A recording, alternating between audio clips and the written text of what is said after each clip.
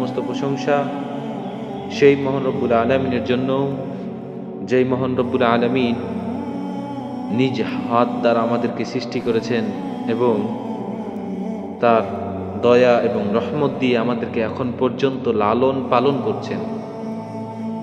বিনিময়ে তিনি আমাদের থেকে সেরকম কিচ্ছু চান না বা আশা করেন না, কিন্তু আল্লাহ তাআলার ইচ্ছা জেগেছিল যে তিনি আমাদেরকে সৃষ্টি করবেন, তবে স্বাধীন হিসেবে। পুরো সৃষ্টি জগতই তো আল্লাহ তাআলার ইবাদত করছে, সেটা ইচ্ছায় হোক বা অনিচ্ছায় হোক। তিনি ভিন্ন কিছু চেয়েছেন, যে মানুষ এবং জিন নিজ স্বাধীন থাকবে, নিজ ইচ্ছায় যা মন তাই করতে পারবে, কিন্তু আমি তাদেরকে দিক নির্দেশনামূলক পবিত্র কুরআন দিয়ে দিব, যে যারা ভালো, যারা আল্লাহর কাজ করতে চায়, আল্লাহর দাসত্ব করতে চায়, তারা সব কিছুকে পিছনে ফেলে একমাত্র আল্লাহ তাআলার দিনকে আঁকড়ে ধরবে, আল্লাহ তাআলার দিনের ভিতর দিয়ে জীবন যাপন করবে, আল্লাহ তাআলার সন্তুষ্টি অর্জন করার চেষ্টা করবে। তো যে মহান রব্বুল আলামিন আমাদেরকে সৃষ্টি করলেন, খাওয়াচ্ছেন, পড়াচ্ছেন, সুস্থ রেখেছেন, জীবিত রেখেছেন, এমনকি আজকে এই মসজিদে উপস্থিত করেছেন, আমরা সকলেই সেই মহিমান্বিত রবের দরবারে আমাদের সমস্ত ভালোবাসা, সমস্ত আবেগ উজাড় করে প্রশংসা জ্ঞাপন করছি। আমরা সকলেই পড়ি আলহামদুলিল্লাহ। এরপরেই দরুদ পাঠ করছি সর্বকালের সর্বশ্রেষ্ঠ মহামানব সৈয়দুল মুরসালিন খাতামুন নবিয়্যিন, যিনি দোজাহানের বাদশাহ, যিনি কিয়ামতের ময়দানে এক বিভীষিকাময় মুহূর্তে তার উম্মতের জন্য শাফায়াত করবেন, যিনি একা জান্নাতে না গিয়ে তার উম্মতের জন্য সর্বাত্মক প্রচেষ্টা চালিয়ে যাবেন। আমরা সকলে আমাদের সেই ভালোবাসার মানুষটির প্রতি, ভালোবাসার নবী এবং রাসূলের প্রতি দরুদ পাঠ করছি। সকলেই পড়ি সাল্লাল্লাহু আলাইহি ওয়াসাল্লাম। এরপরে পরেই স্মরণ করছি সেই সমস্ত শহীদদের, যেই শহীদরা আল্লাহ তাআলার জন্য জীবন দিয়েছেন, শুধুমাত্র আল্লাহ তাআলাকে সন্তুষ্ট করার জন্য, একমাত্র আল্লাহ তাআলার দ্বীন ইসলামকে প্রতিষ্ঠিত করার জন্য, এবং ইতোপূর্বে যারা জীবন দিল এই বাংলাদেশকে শয়তানের হাত থেকে রক্ষা করার জন্য, অন্যায়, অবিচার, দুর্নীতি, লুণ্ঠন, গুম, খুন, সমস্ত অপকর্মের হাত থেকে রক্ষা করার জন্য যারা জীবন দিল, যারা দেশকে ভালোবাসলো, রবের ইসলামকে ভালোবাসলো, রবের নিষ্ঠা, একতা, সৎ পরায়ণতা প্রতিষ্ঠা করার জন্য যারা জীবন দিল, আল্লাহ তাআলা যেন এই ইতিপূর্বের শহীদদেরকে এবং সেই সময়ের যারা ইসলামকে প্রতিষ্ঠিত করতে গিয়ে জীবন দিল তাদেরকে সবাইকে, অর্থাৎ যারা আল্লাহ তাআলার জন্য জীবন দিয়েছেন, আল্লাহ তাআলার দ্বীনকে, আল্লাহ তাআলার নীতিকে বাস্তবায়ন করার জন্য যারা জীবন দিয়েছেন,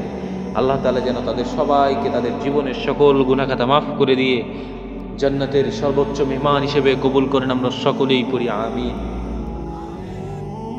সম্মানিত উপস্থিতি, মহান রব্বুল আলামিন পবিত্র কুরআনুল কারীম প্রদান করেছেন, এটা গাইডলাইন হিসেবে, দিক নির্দেশনামূলক বই হিসেবে, বুক হিসেবে, যেই বই, যেই কিতাব আমাদেরকে পথ চিনিয়ে দিবে, দেখিয়ে দিবে কোন পথে আমরা পরিচালিত হব। ঠিক সেই ধারাবাহিকতায় এই পবিত্র কুরআনুল কারীমের মধ্যে সূরা বাকারার 148 নম্বর আয়াতে আল্লাহ তাআলা বলছেন, ওয়ালিকুল্লি উজহাতুন হুয়া মুআল্লিহা ফাস্তাবিকুল খায়রাতি আইনামা তাকুনু ইয়াতি বিকুমুল্লাহু জামিআ ইন্নাল্লাহা আলা কুল্লি শাইইন কাদির। আল্লাহ তাআলা বলছেন, ওয়ালিকুল্লি উজহাতুন হুয়া মুআল্লিহা, তোমাদের প্রত্যেকেই এক লক্ষ্যস্থলের দিকে প্রত্যাবর্তন করতে হবে, বা তোমরা ধাবিত হবে, বা তোমরা ধাবিত হও। তোমাদের একটা নির্দিষ্ট লক্ষ্যস্থল রয়েছে যেদিকে তোমরা ধাবিত হবে, হচ্ছ, বা পূর্বের মানুষরাও, পূর্বের এই পৃথিবীতে আগমনকারীরাও একই দিকে ধাবিত হয়েছে। এটার আর একটা ব্যাখ্যা দেওয়া যায়, আল্লাহ তাআলা বলছেন, তোমরা প্রত্যেকেই একটা লক্ষ্যের দিকে এগিয়ে যাও, সেটা ইহকালীন, পরকালীন উভয় হতে পারে। তোমরা যদি কেউ সেই লক্ষ্য স্থির করে ফেলো, তাহলে তোমরা ওই লক্ষ্যের দিকে এগিয়ে যাও যে কোনো মূল্যে।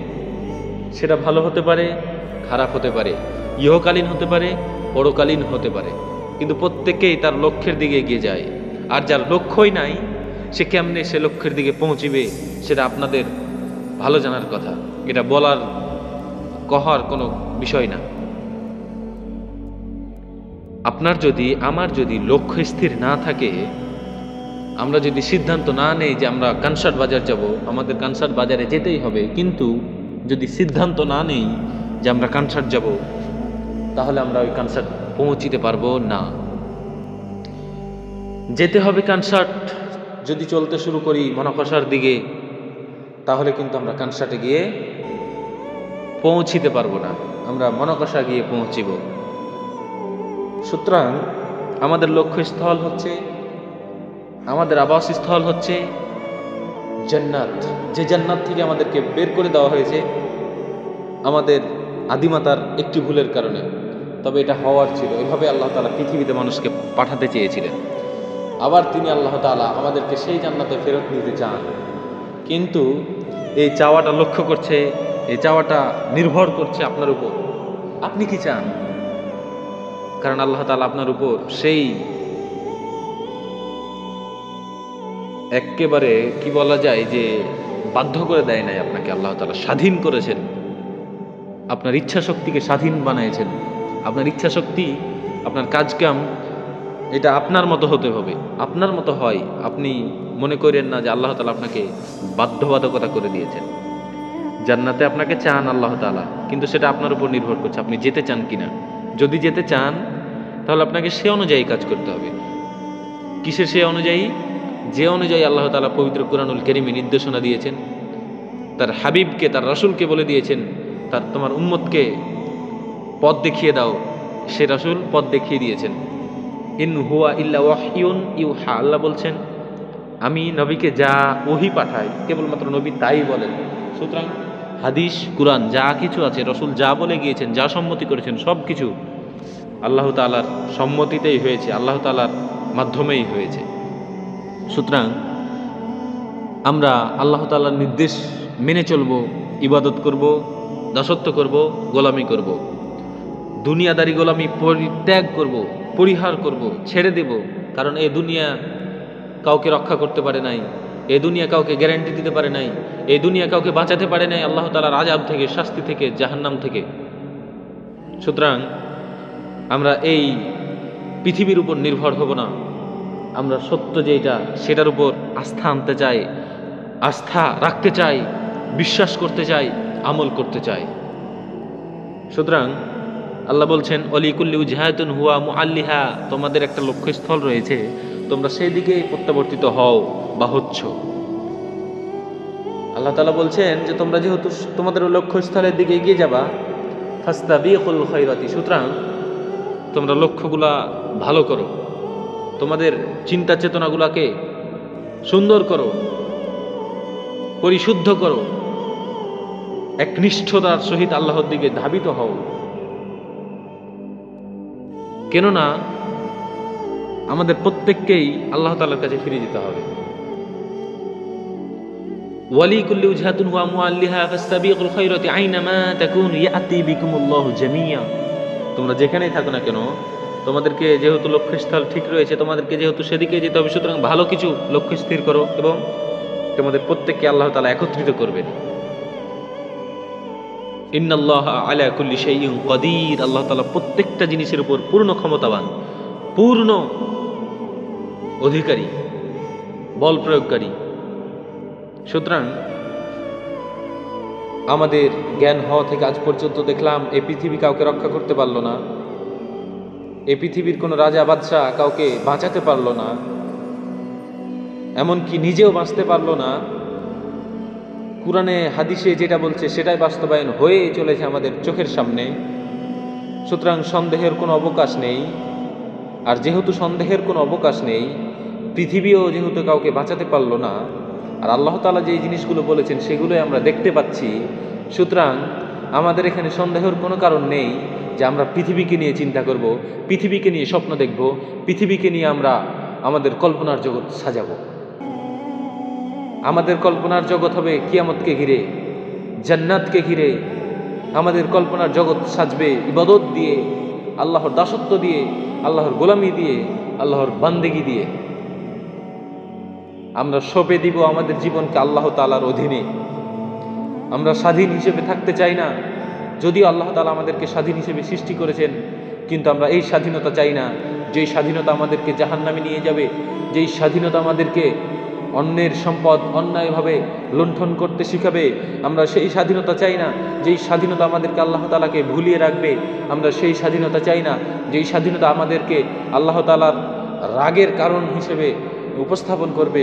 আমরা সেই স্বাধীনতা চাই না যেই স্বাধীনতা মানুষের অকল্যাণ ডেকে আনে। আমরা সেই স্বাধীনতা চাই না যেই স্বাধীনতা দিন শেষে আমাদেরকে ধ্বংসের দিকে ঠেলে দিবে।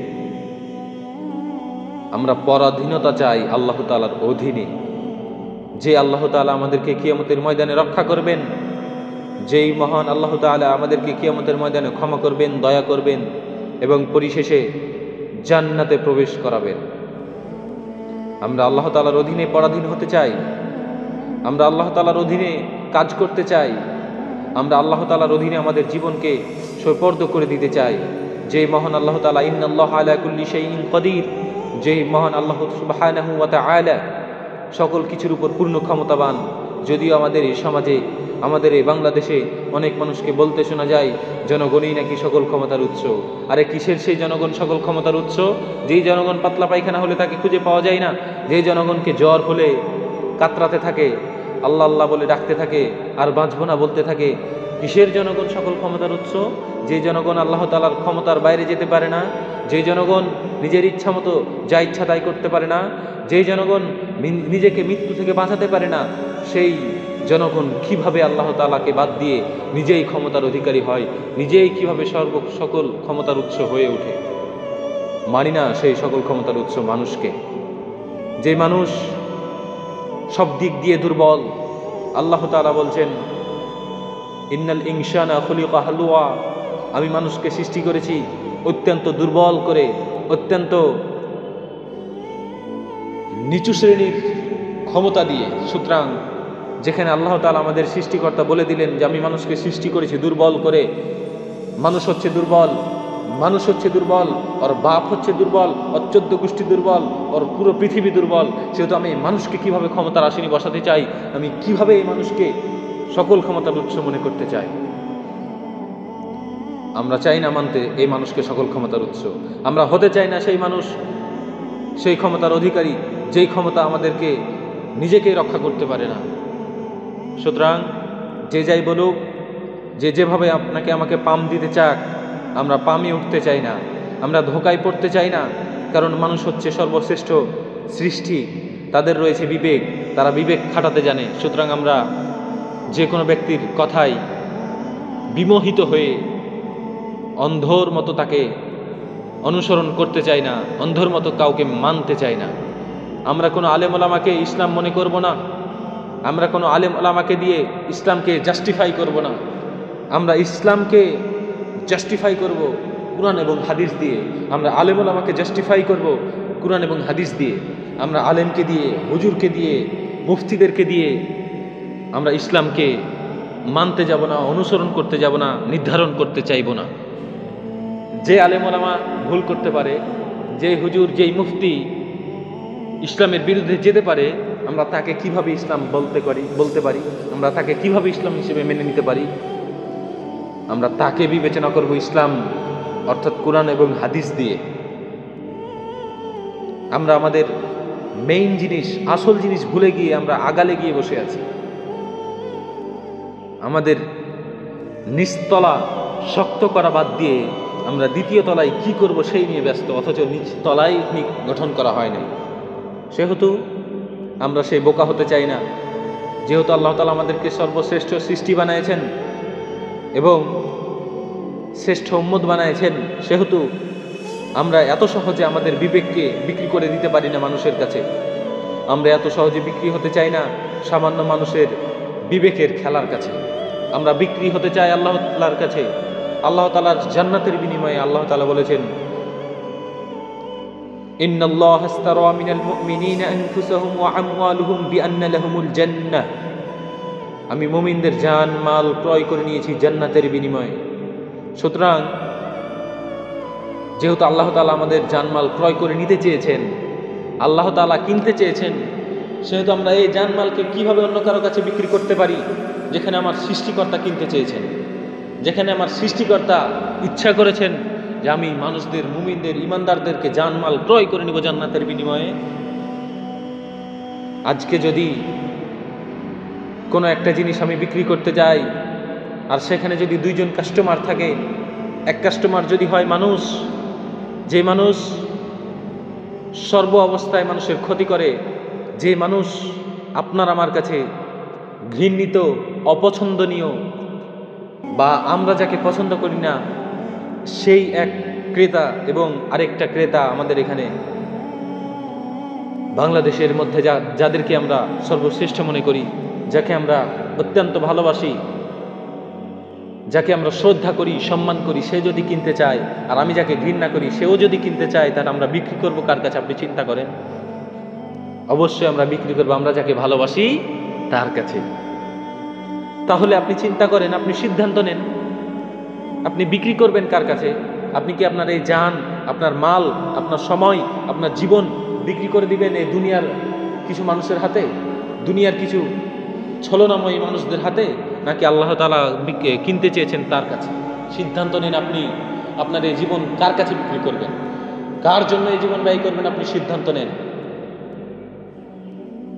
সিদ্ধান্ত নেওয়ার অধিকার আপনাকে আল্লাহ তাআলা দিয়েছেন, তবে সিদ্ধান্ত কেমন নেবেন সেটাও আপনাকে আল্লাহ তাআলা দেখাই দিয়েছেন। আল উলামা ওয়ারাসাতুল আম্বিয়া, আলেম ওলামা হচ্ছে নবীগণের উত্তরসূরি। মনে করেন না আপনার বাপ সম্পদ রেখে গেছে, আপনি যেমন উত্তরসূরি, আলেম ওলামা সেই রকম নাবিদের উত্তরসূরি। নাবি হয়তো সম্পদ রেখে গিয়েছে, ধন সম্পদ, জমি জামা, টাকা পয়সা, এমন উত্তরসূরি না।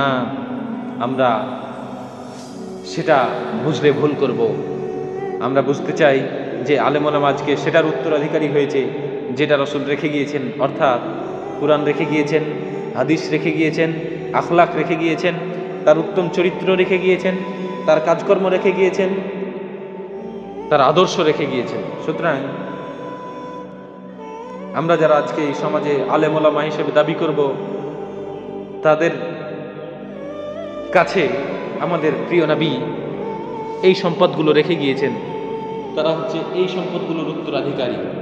তাদের উচিত হবে রাসূলের কাজ যেগুলো ছিল সেগুলো নিজের কাজ হিসেবে গ্রহণ করা, কারণ তাকে উত্তরসূরি বানিয়েছেন। আপনি যেমন আপনার বাপের সম্পদ আজকে পেলে, আপনার বাপ সরিষা করেছিল, আপনাকেও সরিষা করতে হয়, আপনার বাপ ফসল করে থাকলে আপনাকেও ফসল করতে হয়। সুতরাং আমরা যেহেতু মনে করছি যে আলেম ওলামা আজকে রাসূলদের উত্তরসূরি, আর রাসূল বলে গিয়েছেন, সুতরাং আজকেও বলে দিতে হবে, আজকেও মেনে নিতে হবে যে রাসূলের যে সমস্ত কাজ ছিল আপনাদেরও সেই কাজ। যারা নিজেদেরকে আলেম ওলামা, মুফতি, মুহাদ্দিস হিসেবে দাবি করবেন, আর এমনটাও মনে করার কোনো কারণ নাই যে শুধু বড় বড় জুব্বা পরলে, বড় বড় টুপি পরলেই আলেম হওয়া যায়, বড় বড় আলেমদের বেশ ভূষা ধারণ করলেই আলেম হওয়া যায়। আমরা বলবো তাদেরকেই শুধু আলেম বলে না। আলেম হতে হলে, আলেম মানে হচ্ছে জ্ঞানী, জ্ঞান অর্জন করতে হয়। কিসের জ্ঞান? কুরআন এবং হাদিসের জ্ঞান। যারাই কুরআন হাদিসের জ্ঞান অর্জন করবে, যারাই কুরআন হাদিসের উপর আমল করবে, আমরা তাদেরকেই আলেম বলবো, তারাই আলেম। আর তাদেরকে রাসূল উত্তরসূরি বানিয়েছেন। প্রত্যেক ব্যক্তিকে আবার রাসূল বলে দিয়েছেন, তলাবুল ইলমি ফারিদাতুন আলা কুল্লি মুসলিম, প্রত্যেক ব্যক্তিকে দ্বীনের ইলম অর্জন করতে হবে। সুতরাং যেহেতু প্রত্যেক ব্যক্তিকে দ্বীনের ইলম অর্জন করতে হবে, আর প্রত্যেক ব্যক্তি যেহেতু ইলম অর্জন করবে, সেহেতু প্রত্যেক ব্যক্তিই হচ্ছে আলেম উলামা। আর সেহেতু আর আলেম উলামাকে যেহেতু রাসূল সাল্লাল্লাহু আলাইহি ওয়াসাল্লাম উত্তরসূরি বানিয়েছেন, সেহেতু প্রত্যেক ব্যক্তি তার দায়িত্ব নিজের দায়িত্ব হিসেবে মেনে নেবেন, গ্রহণ করবেন এবং দায়িত্ব পালন করার চেষ্টা করবেন। সুতরাং সম্মানিত উপস্থিতি, মনে রাখবেন, খেয়াল করবেন, বুঝার চেষ্টা করবেন, আপনাকে আপনার রাসূল কি দায়িত্ব দিয়ে গিয়েছেন, আপনাকে আপনার রাসূল কি কাজ দিয়ে গিয়েছেন, আর আপনি কতটুকু করছেন, কি করছেন না করছেন চিন্তা করেন। আপনি রক্ষা পাওয়ার কোনো উপায় নেই, কারণ আপনি অনেক অনেক অনেক টাকার নিয়ামত গ্রহণ করেছেন আল্লাহ তাআলার থেকে। যা পরিমাণ করা যায় না, যা গণনা করা যায় না, এর দাম অবশ্যই আপনাকে আল্লাহ তাআলার কাছে দিতে হবে। আল্লাহ তাআলা এমনি এমনি আপনাকে কোনো কিছু দেয় নাই। আল্লাহ তাআলা বলছেন, আয়াহসাবুল ইনসানু আন ইউতরাকা সুদা, মানুষ কি মনে করেছে আমি তাকে এমনি এমনি বাঁচিয়ে রেখেছি, এমনি এমনি নিয়ামত প্রদান করছি, এমনি এমনি খাওয়াচ্ছি, পড়াচ্ছি, আমার নিয়ামত দিয়ে ঘিরে রেখেছি?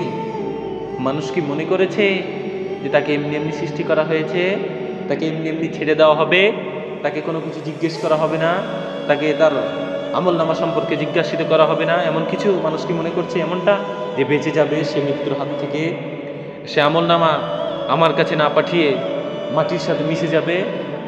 না, হবে না। সূরা নাবার শেষ আয়াতে কাফিররা বলছে, ওয়ায়াকুলুল কাফিরুনা ইয়া লাইতানি কুনতু তুরাবা, কাফিররা বলবে সেই দিন কিয়ামতের ময়দানে গিয়ে, ইয়া আল্লাহ, আজকে যদি মাটি হয়ে যেতাম কতই না ভালো হতো। কেন মাটি কেন হচ্ছ? কেন মাটি হতে চাচ্ছ?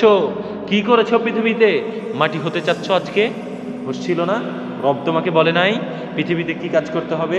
তুমি দেখো নাই নবী রাসূলগণ পৃথিবীতে গিয়ে কি কষ্ট করেছেন? তুমি দেখো নাই সাহাবীরা কি ত্যাগ স্বীকার করেছেন আল্লাহ তাআলার জন্য?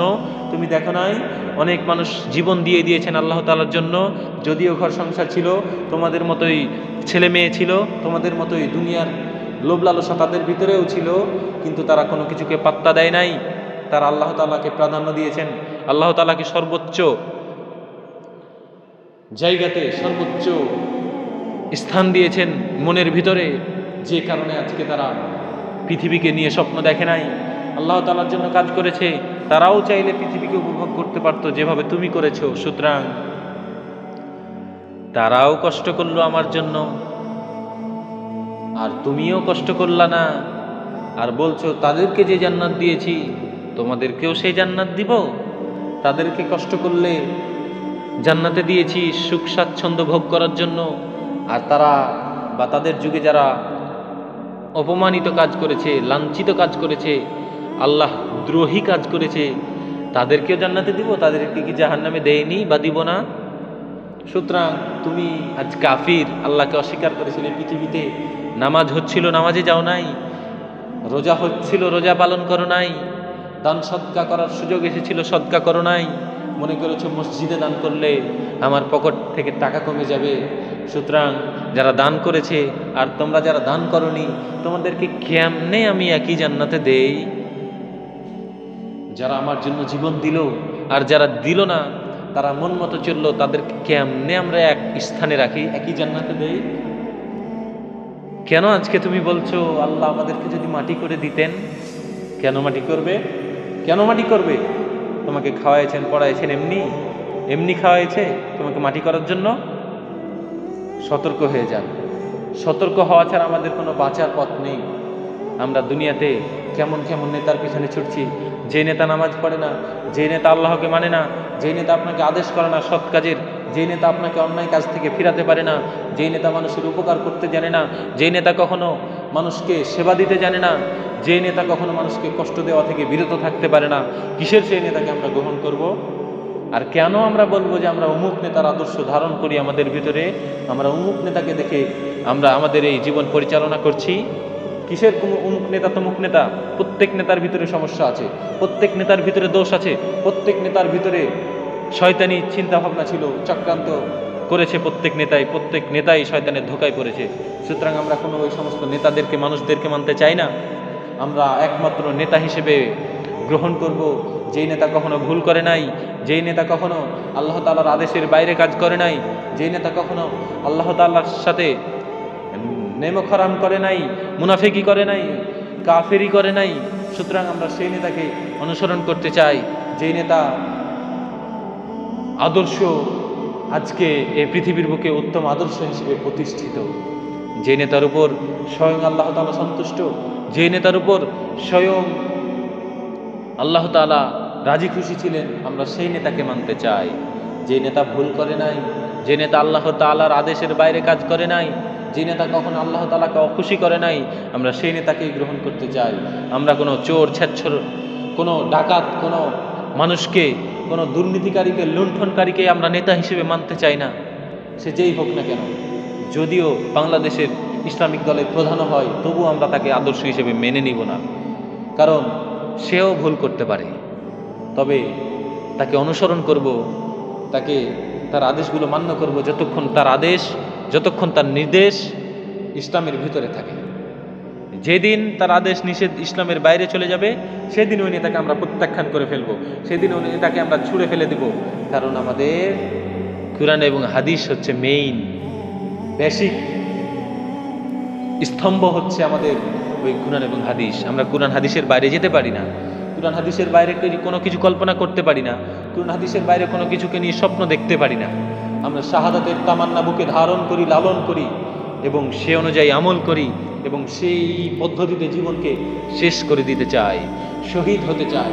সুতরাং ইসলামের পক্ষের শক্তিকে তোমরা ভয় খাওয়াবা, ধোকা দিবা, মৃত্যুর ভয় দেখাবা, ক্ষমতার ভয় দেখাবা, মনে কইরো না দাবিয়ে রাখতে পারবা। তারা স্বপ্ন দেখে মৃত্যুবরণের, সুতরাং এদেরকে কখনো দাবিয়ে রাখা যাবে না, এদেরকে কখনো নির্মূল করা যাবে না, এদেরকে কখনো ধামাচাপা দেওয়া যাবে না। সো বি কেয়ারফুল, সচেতন হয়ে যান, সচেতন হয়ে যান। আপনার বাপ বাঁচতে পারে নাই, আপনার দাদা বাঁচতে পারে নাই, আপনার পূর্বপুরী কেউ বাঁচতে পারে নাই, আপনিও পারবেন না। আপনাকেও চলে যেতে হবে নিষ্ঠুর সত্য মৃত্যুর ডাকে সাড়া দিয়ে মহান রব্বুল আলামিনের কাছে, যে মৃত্যু থেকে আপনার পূর্বপুরী কেউ বাঁচতে পারে নাই, আপনিও পারবেন না। আপনার পূর্ববর্তীদেরকেও আল্লাহ তাআলার পরীক্ষা দিতে হয়েছে, আপনাকেও হবে। সেই পরীক্ষা দিতে আপনিও এসেছেন, আপনার বাপদাদাও এসেছিল, আপনার ছেলে মেয়েও এসেছে, আপনার পত্নী আসবে, আপনার পরবর্তী প্রজন্ম আসবে পরীক্ষা দিতে। আপনি চলে যাবেন, আপনার পরীক্ষা শেষ হলে আপনার পরবর্তী প্রজন্ম আসবে পৃথিবীতে পরীক্ষা দিতে, তাদের পরীক্ষা শেষ, তারাও আল্লাহ তাআলার কাছে চলে যাবেন তাদের নিজের আমলনামা নিয়ে। সুতরাং এমন কথা বললেন না যে আরে এত আলেম ওলামা এত জান্নাত জাহান্নামের কথা বলে লাভটা হয় কি, কিসের জন্য এত কথা বলে। শোনেন, মৃত্যু আপনার একবারই হবে, একবারই বিচার হবে, একবারই জাহান্নামে যাবেন। সুতরাং নেক্সট টাইম যে শুধরে যাবেন এমন কোনো সুযোগ আপনার জীবনে আসবে না। আপনি যতক্ষণ বেঁচে আছেন ততক্ষণই আপনার শুধরে যাওয়ার সময়। আপনার এই মূল্যবান সময়কে কাজে লাগান, আপনার এই মূল্যবান সময়কে বুঝতে শিখুন, আপনার এই মূল্যবান জীবন কি জন্য দেওয়া হয়েছে সেটাকে নিয়ে চিন্তা করুন। হেলায় খেলায় এই জীবনকে অতিবাহিত করেন না। প্রত্যেকটা সেকেন্ডের, প্রত্যেকটা মুহূর্তের হিসাব আল্লাহ তাআলা নিবেন। ফামান ইয়ামাল মিসকালা যাররাতিন খায়রান ইয়ারা, অনুপরিমাণ যদি ভালো কাজ করেন সেই অনুপরিমাণ ভালো কাজ আপনি সেই দিন দেখতে পাবেন। ওয়া ইয়ামাল মিসকালা যাররাতিন শাররান ইয়ারা, অনুপরিমাণ যদি খারাপ কাজ করেন, সরিষা পরিমাণ যদি খারাপ কাজ করেন, সেদিন সেই সরিষা পরিমাণ খারাপ কাজ দেখতে পাবেন। সুতরাং সচেতন হয়ে যান, জীবনকে শুধরে ফেলুন, জীবনকে আল্লাহ তাআলার জন্য বিতরণ করে দেন, আল্লাহ তাআলার কাছে বিক্রি করে দেন। এই জীবনকে নিয়ে কোনো কিছু পাওয়ার আশা করেন না পৃথিবীতে। এই জীবনকে ত্যাগ করে দিয়ে পরকালে জান্নাত পাওয়ার আশা করেন। সম্মানিত উপস্থিতি, মহান রব্বুল আলামিন সূরা বাকারার 148 নম্বর আয়াতে যা বলেছেন তা তো আমরা বুঝলাম। তিনি সূরা মাঈদার 48 নম্বর আয়াতে বলছেন, লিকুল্লি জাআলনা মিনকুম সিরআতাও ওয়া মিনহাজা ওয়ালাউ শাআ আল্লাহ লাজাআলাকুম উম্মাতান ওয়াহিদাতান ওয়ালাকিন লিয়াবলুয়াকুম ফীমা আতাকুম। এখানে আল্লাহ সুবহানাহু ওয়া তাআলা বলছেন, তোমাদের প্রত্যেকের জন্য আমি নির্দিষ্ট শরিয়াহ এবং নির্দিষ্ট পন্থা নির্ধারণ করেছিলাম, আর যদি আল্লাহ ইচ্ছা করতেন তাহলে তোমাদের সকলকে একই উম্মত করে দিতেন, কিন্তু তিনি তা করেননি। এ কারণে যে ধর্ম তিনি তোমাদেরকে প্রদান করছেন তাতে তোমাদের সকলকে পরীক্ষা করবেন। সুতরাং তোমরা কল্যাণকর বিষয়সমূহের দিকে ধাবিত হও। সম্মানিত উপস্থিতি, মহানবুল আলামিন বললেন এখানে যে আমি কিন্তু একটা শরিয়াহ, একটা পন্থা নির্ধারণ করেছিলাম এবং সেটা ইন্না দীনা ইনদাল্লাহিল ইসলাম, আল্লাহর নিকট একমাত্র মনোনীত দিন হচ্ছে কি? ইসলাম। এরপর আল্লাহ তাআলা বলছেন, আমি নির্ধারণ করেছি একটা দিনকে, একটা শরিয়াকে, একটা পন্থাকে, কিন্তু আমি যদি আবার তোমাদের প্রত্যেককেই সেই পথের উপর চলার জন্য বাধ্য করে দিতাম, যেভাবে বাধ্য করেছি ফেরেশতাদেরকে, যেভাবে বাধ্য হয়ে আছে এই পৃথিবী, যেভাবে বাধ্য হয়ে আছে সূর্য, চন্দ্র, তারা, বিশেষ এই বিশাল সৌরজগৎ, দিন রাত, অর্থাৎ পুরো সৃষ্টি জগৎ, মানুষ এবং জিন বাদে। আল্লাহ বলছেন, আমি যদি তোমাদের সবাইকে এই দিনের উপর, এই ইসলামের উপর